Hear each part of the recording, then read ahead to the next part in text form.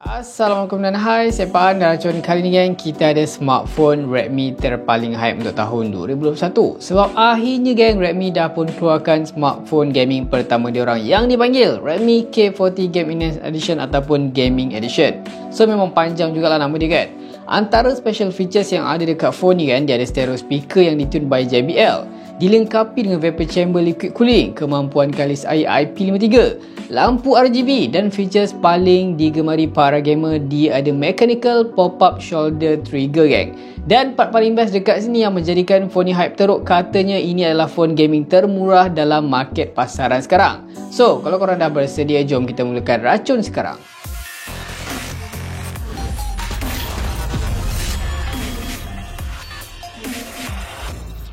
Alright gang, macam yang saya ada janji dengan korang dalam video kita yang lepas, kalau misalnya phone ni dah available, saya akan beli dan saya akan share dengan korang kan, dia punya kehebatan, dia punya kekurangan. Dan finally, macam yang korang nampak sekarang, akhirnya gang, kita punya Redmi K40 Game Enhanced Edition dah pun sampai dekat studio. Saya sengaja beli phone ni agak lambat sebab masa dia release kat China time tu, selain stok yang terlampau terhad, banyak gila orang beli. Time tu juga phone ni tak boleh nak pakai Google Mobile Services ataupun GMS. Sebab China dengan Amerika Syarikat, dia orang macam ada krisis besar lah. Tapi korang jangan risau lah, sekarang ni alhamdulillah isu tu dah settle. So korang dah pun boleh pakai Google Mobile Services ataupun GMS dekat phone ni. Korang dah boleh download Play Store, apa-apa yang berkaitan dengan Google dah boleh pakai dekat K40 Game Enhanced Edition ni sekarang ni lah. Anyway, phone ni masih belum rasmi lagi untuk pasaran global, apatah lagi Malaysia. So desas-desus saya ada dengar lah, katanya mungkin untuk pasaran global nanti dia akan jadi Poco F3 GT. Kita akan tunggulah kan macam mana. Okay, so phone yang ada dekat tangan saya ni memang set import China lah. Untuk variant yang saya ada sekarang ni 8128GB. Harga dia saya dapat sekitar 1.5 dalam 1500 macam tu. Tapi actually dia ada versi yang paling murah dalam 6GB RAM. Yang tu dekat China masa official harga dia bawah 1003, memang murah gila back phone gaming kot. Okay, so sekarang kita tak nak sembang panjang, kita akan unbox dan tengok dulu apa yang ada dalam kotak. Even saya dah buka, saya dah unbox lah, tapi saya akan tunjuk sekali lagi dekat korang apa yang ada dalam ni. So kalau kita tengok di bahagian hadapan, dekat sini macam korang nampak lah, dia punya design kotak tu boleh kata memang nampak gaming lah gang. Dia punya depan ni dia macam ada carbon fiber look kan dekat situ. Lepas tu ada tulisan K40 besar, ada Redmi. So design dekat kotak ni lebih kurang sama macam yang ada dekat panel belakang phone tu. Kalau di bahagian sisi bawah dekat sini korang nampak lah, just ada logo Xiaomi yang baru tu kan. Lepas tu masih ada carbon fiber look. Kalau kita tengok di bahagian sisi tepi dekat sini, terus nampak lah ini phone gaming kan. Dia siap tulis dekat sini bahagian sisi kanan ni ada tulisan game phone. Kalau di bahagian sisi kiri ni ada tulisan fighting, whatever it takes to be winner. Di bahagian tengah dekat sini just ada tulisan Redmi K40 dan bahasa Cina ni mungkin Game Enhanced Edition.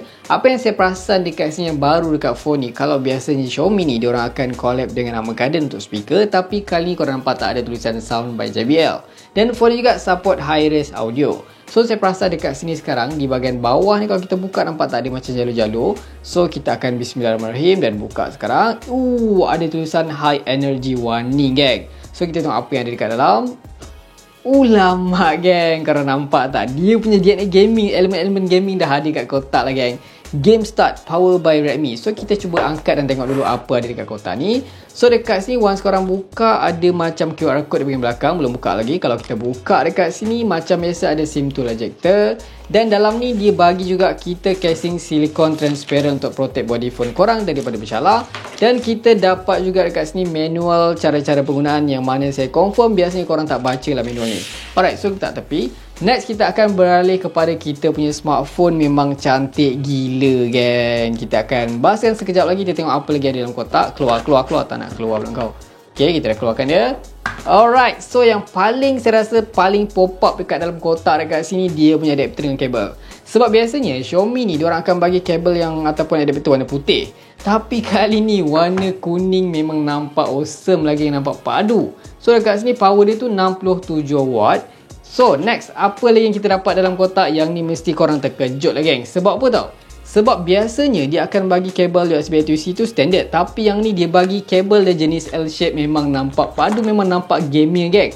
Terbaik lah geng. So kita akan letak tepi semua barang-barang. Kita akan back kepada kita punya smartphone Redmi K40 Game Enhanced Edition. Serius geng, bagi saya K40 Gaming Edition warna silver yang saya beli ni memang nice gila. Tapi kalau nak lagi cun, kuning-kuning macam Bumblebee macam tu, korang boleh ambil K40 Gaming version yang Bruce Lee. Tapi of course harga dia lebih mahal daripada version yang biasa ni lah.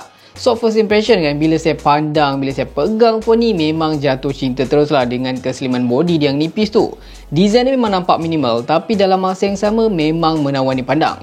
Actually dengan terhasilnya K40 Gaming Edition ni kan, Redmi ni sebenarnya diorang cuba nak selesaikan 3 masalah utama yang ada dekat phone gaming secara umumnya lah. Contohnya dari segi dia punya tebal, dia punya berat dan design yang fancy yang agak berlebihan tu kan. Kalau kita tengok dari official data, ketebalan phone ni kan sekitar 8.3mm dan beratnya sekitar 205 gram je.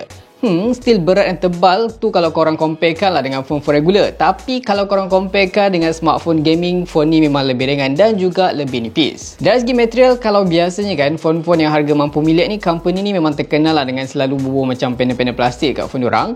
Tapi tak dengan K40 Gaming Edition. Phone ni dari gabungan kaca di bahagian belakang dan metal di bahagian frame. So phone ni memang terasa sangat-sangat solid kan. Kualiti dia pun memang sangat-sangat premium lah geng. Dari belakang, rekaan ni bagi saya agak kurang fancy. Dia tak macam nampak phone gaming sangat. Dia lebih kepada phone-phone yang regular macam biasa. Dekat panel belakang ni just ada macam corak garisan yang tertanam dekat dalam panel body phone ni. Design macam ni sebenarnya kan mengingatkan saya lah pada phone gaming Black Shark 2 Pro. Untuk extra elemen gaming dekat tengah dia ni ada tulis fighting. Dan kalau korang tengok dekat bahagian lens ni ada tulisan freezing dan juga speedies geng. Dan korang akan nampak tak dia punya bentuk peti ni, yang ni memang regular geng. Yang ni adalah dia punya lampu flash. Apa lagi yang awesome dekat panel belakang phone ni, macam korang tahu phone ni ada lampu RGB. Yang mana dia punya lampu RGB tu tertanam dekat area lens. Tapi saya rasa dia punya RGB tu more to notification light. Dia bukan macam RGB sangat. Sebab dia punya lampu tu just boleh menyala bila korang tengah charging, ada notification masuk dan juga bila korang gaming. Dia tak adalah macam aplikasi khas untuk korang setkan lampu warna apa yang korang nak macam ada dekat phone gaming lain. Ataupun mungkin next update nanti baru korang akan dapat korang macam aplikasi khas untuk korang setting semua tu kan. Anyway, satu benda lagi yang saya notice, dia punya kamera bump ni memang sangat-sangat minimal, tak terlampau tebal, memang nice gila geng. Next, kalau kita beralih di bahagian sisi kanan, dekat sini just simple, kosong, just korang boleh nampak ada satu lubang mic, garis antena dan juga ada volume rocker up and down. Di bahagian atas dekat sini, standard macam phone Xiaomi dan juga Redmi, korang akan dibekalkan dengan IR blaster untuk jadikan phone korang sebagai remote kawalan jauh. Next, dia ada satu lagi mic. Dan kalau korang perasan dekat situ ada tulisan Sound by JBL. Dan apa yang paling rare, yang paling menarik dekat sini, dia punya design, dia punya speaker, bentuk speaker tu memang sangat rare. Dan phone ni juga support stereo speaker. Next, di bahagian bawah dekat sini korang akan nampak lah ada slot SIM yang menyokong dual SIM tanpa micro SD card tambahan. Next, ada lagi line antena dan dia juga ada port USB-C dan juga ada salah satu lubang stereo speaker. Yang mana untuk kedudukan stereo speaker untuk lubang dia tu diletakkan di dalam posisi yang simetri, memang sedap bila korang nak gaming. Kalau beralih di bahagian sisi kiri dekat sini, memang kalau korang tu gamer, memang korang bersyukur lah ada features ni. Sebab phone ni dibekalkan dengan pop-up mechanical shoulder trigger yang boleh disembunyikan macam yang korang boleh jumpa dekat Black Shark 4. Anyway, kalau korang tertanya pasal fingerprint, dia punya fingerprint tu tertanam di bahagian power button, yang mana dia punya kelajuan, dia punya ketepatan tu boleh kata sangat awesome dekat sini geng. Selain tu kan, phone ni juga menyokong penerapan kalis air IP53. Cuma kalau untuk kekurangan tu, saya perasan dia tak boleh nak expand dia punya storage tu. Dan phone ni juga tak ada lubang audio jack kegemaran ramai. Beralih di bahagian sisi depan ni, bagi saya kalau bercakap dari segi punya part screen ni, rasanya memang sangat cukup lah, cukup sifat lengkap lah untuk gaming. Phone ni support 120Hz refresh rate, ada 480Hz touch sampling rate. Dari segi kualiti yang dihasilkan pun bagi saya memang cantik, memang sharp, view angle pun ok. Sebab skrin ni dapat produce warna sekitar 10.7 billion. Dia juga support HDR10+ dan juga DCI-P3. Since dia punya skrin ni jenis flexible OLED, dia guna teknologi chip on panel, so bezel tu macam korang nampak memang sangat-sangat minimal. Dagu dia sekitar 2.7mm, untuk kiri kanan atas masing-masing sekitar 1.8mm. Dari segi kekurangan, apa yang saya nampak, apa yang saya rasa dekat sini kan, dia punya high peak brightness tu hanyalah 500 nit dan dia juga tak support wideband L1 untuk korang stream kandungan HD dekat Netflix. Ok, kalau korang perasan, phone-phone gaming yang keluar pada tahun ni kan, 2021 ni, semuanya biasanya diorang akan letak, diorang akan bekalkan dengan chip Qualcomm yang paling latest, macam yang kita ada Snapdragon 888. Tapi untuk Redmi ni dia lain sikit, dia tak letak chip Qualcomm, mungkin dia nak jimat ke apa ke, dia pakai chip flagship daripada MediaTek Dimensity 1200 5G. So kalau kita bercakap dari segi spec on paper, chip ni pun boleh kata bukan biasa-biasa juga. Chip ni dibina dengan binaan 6nm EOV yang menjanjikan peningkatan CPU sebanyak 22% dan GPU 25%. Untuk sesuaikan pula dengan teknologi game-game yang akan datang, katanya diorang ada buat modifikasi khas dekat dia punya GPU. Dan phone ni juga dilengkapi dengan vapor chamber liquid cooling yang bukan hanya fokus semata-mata dekat SoC, tapi dekat modem dia sekali dia ada letak macam material khas untuk mengelakkan daripada gangguan network bila korang tengah gaming. Kalau bercakap dari segi in real life performance dia tu kan, memang saya dah pakai phone ni dalam 2 minggu, saya buat banyak kerja, tugasan harian apa ke semua, memang saya terasa sangat-sangat smooth. Saya tak jumpa lagi sebarang hiccup ke apa, memang perform lah orang cakap. Untuk dia punya gaming pula, so far saya dah main banyak game-game, semuanya support. Game berat pun memang support je, layan je main. Untuk suhu masa gaming pun masih belum sampai tahap overheat tau. Even saya main Genshin Impact rata kanan 60fps pun tak sepanas yang saya jumpa dekat Snapdragon 888. So far saya main Genshin Impact dalam 1 jam tanpa pasang aircon dan gaming guna data. Battery drop dalam 25%. Suhu max boleh capai 45 darjah Celsius dalam masa 1 jam saya gaming tu. Cuma dari segi FPS lah, untuk Genshin Impact ni saya perasan dia tak boleh nak dapat 60fps kalau based on FPS counter. Tapi in real life saya try, memang rasanya ok je, tak ada masalah bila gaming. Tapi kalau korang main Call of Duty Mobile ke PUBG ke, memang stabil, FPS dia pun cun, suhu pun normal lah. Kalau korang nak tengok phone ni kena dera PUBG non-stop, cuba korang komen sikit dekat bawah. Alright, so kalau korang tertanya pasal skor AnTuTu benchmark yang dapat dekat phone ni, bila saya dah run tu, saya dapat skor dia sekitar 680,000 lebih, which is level itu bagi saya setaraf lah dengan Snapdragon 865 dan juga Snapdragon 870. Dia belum dapat tahap macam Snapdragon 888 lagi, tapi boleh kata masih awesome lagi lah chip MediaTek 1200 5G ni. Alright, so kalau korang tertanya pasal features gaming, macam biasa, semuanya korang boleh akses dekat dalam game turbo. Cuma untuk phone ni, dia ada beberapa setting baru yang saya nampak lah. Contohnya di bahagian bawah ni, korang boleh nampak, korang boleh adjust punya preset dekat bahagian GPU. Lepas tu dekat additional setting ni pun korang boleh adjust lah dia punya touch control. Next, kalau korang nak aktifkan features in-game ketika gaming, korang swipe saja di bahagian sisi kanan ataupun atas kiri. Dekat sini korang boleh nampak lah ada standard features yang korang boleh jumpa dekat game turbo dalam phone Xiaomi ataupun Redmi yang lain. Tapi apa yang baru dekat sini, macam korang tahu, phone ni ada shoulder trigger di bahagian atas. So untuk aktifkan, untuk mapping dia punya button tu, just tekan shoulder button. So dekat sini saya perasan dia juga ada fungsi combos di bahagian bawah ni. Dan ada juga voice changer, dan korang juga boleh tukar preset untuk dia punya paparan untuk dapatkan lebih cun, just tekan sahaja geng. Sekarang ni kita akan cuba tengok pula grafik apa yang support dekat phone ni. Saya tahu korang tertanya pasal ni, so kita akan mulakan dengan PUBG Mobile.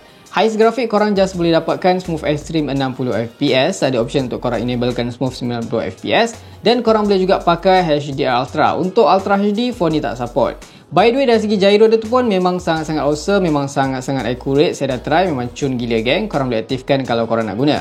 Untuk audio dekat sini boleh dapatkan Ultra juga. Untuk Call of Duty Mobile, dekat sini korang boleh dapatkan graphic quality sampai very high. Dan kalau korang nak main sampai frame rate max pun boleh, tak ada masalah geng. Tapi korang kena turunkan quality dia tu kepada high lah. Manakala untuk Mobile Legend pun best juga dekat sini. Korang boleh dapatkan grafik sampai Ultra dan korang boleh onkan juga HFR mode. Untuk spesifikasi kamera, phone ni dibekalkan dengan 3 kamera di bahagian belakang. Dia juga ada 64MP glass plastic hybrid camera, 8MP ultra wide dan juga 2MP micro camera. Manakala untuk selfie camera sebesar 16MP saja. Untuk rakaman video, phone ni boleh support sampai 4K 30fps.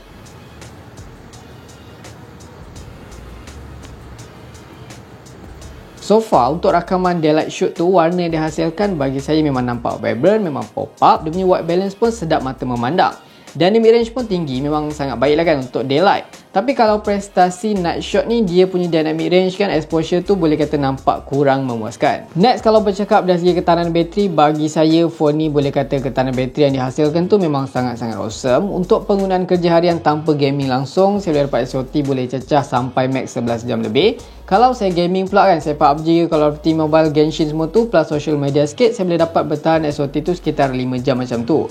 Manakala kalau dari segi pengecasan, rata-rata saya dapat sekitar 47 minit ke 50 minit untuk full chargekan bateri 5065mAh yang dibekalkan tu. Alright, sekarang ni kita akan cuba dengar macam mana kualiti audio yang dihasilkan geng. Let's go.